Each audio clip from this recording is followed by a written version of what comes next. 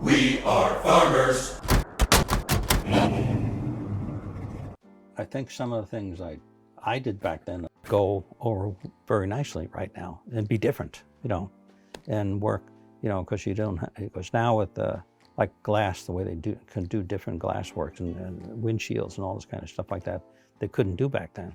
Now they can do that, a lot of that stuff.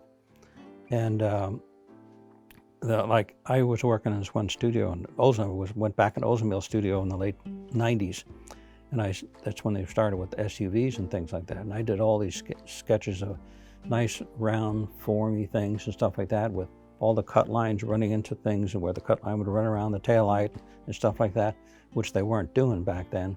And I looked at my sketches now, and they look like the cars that are coming out now, 15 years later. So that's thinking ahead.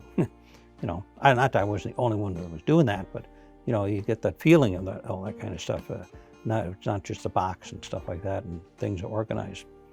Unfortunately, they threw the Aztec in there. That kind of screwed things up for a little while, but of course things were so disjointed on the car.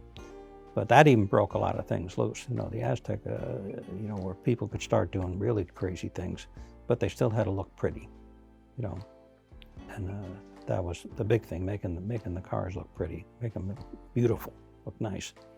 And so that's kind of the way I looked at things all the time, not just goofy. I like goofy cars, but not that I would want to design them.